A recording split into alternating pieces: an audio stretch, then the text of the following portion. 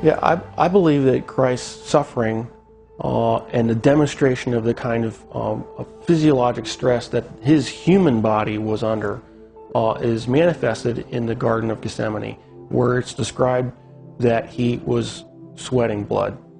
And there is a well-documented medical condition in which patients who are under tremendous amount of emotional stress and physiological stress can in fact sweat blood, because little blood vessels within the glands burst and then the blood is expressed. The scourge involved the use of a short whip with pieces of typically metal, sometimes bone, sometimes pieces of porcelain wrapped in these leather straps, which is then utilized to come across typically the back, the shoulders, the legs of the victim. And the first few passes across a particular body part would tear through the skin, the fat, but eventually, once the outer layers were torn away, it would start getting in the muscle and the tendon. And of course, along the way, you're ripping through all the blood vessels that supply all those tissues. And so you're losing blood the whole time.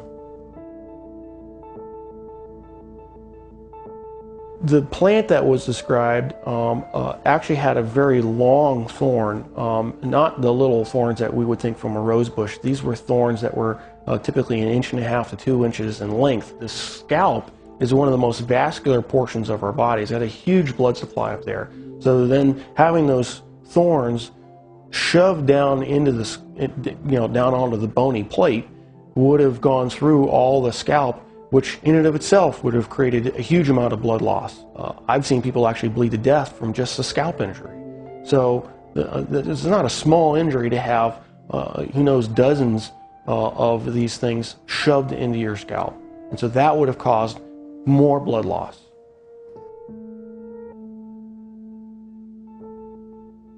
Typically when a victim has to carry the cross, what has been described in the literature, in actual Roman literature, is they describe, they carry the crossbar.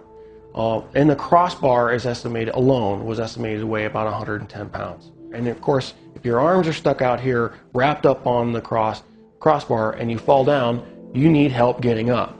You just can't get up on your own, because there's no possible way without your arms to get up. So he would have needed help getting up. If he fell over, there's a good chance that he could have hit his chest, which then could account for the possibility of a cardiac injury.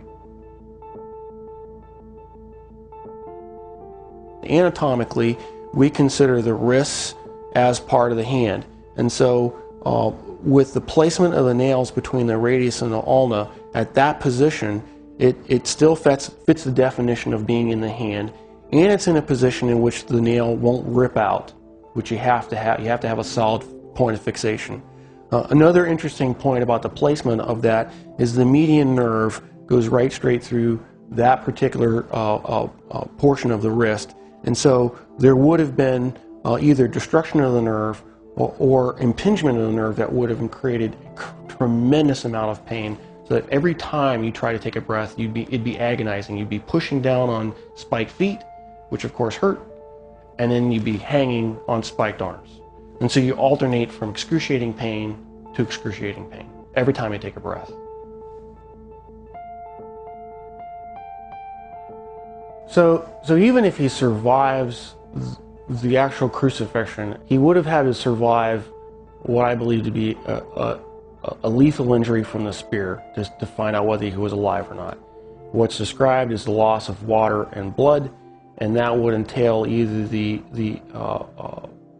either a pleural effusion or pericardial effusion, and the blood would have come from either pulmonary artery, a pulmonary vein, the aorta or vena cava, or the heart itself.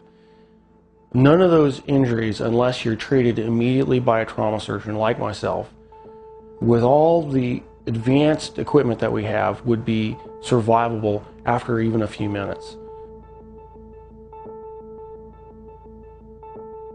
Christ, as the Son of God, could have survived anything. He chose to manifest himself as a human at that point in time, and allowed himself to die. And being human at that point in time, he could not have survived this particular series of traumas. It's not possible. Christ as God could have survived anything they threw at him. But he chose to be Christ, the human, at that point in time to die for our sins. And that given that self-limitation of remaining to be human, he died. He did not survive the event.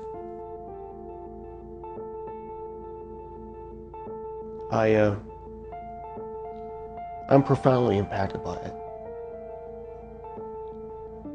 Because I realized the price that he paid was something I would never be willing to do for probably anybody. It's very difficult for me to even sing songs about the cross, even in worship, because I truly do understand what he paid, the price that he paid.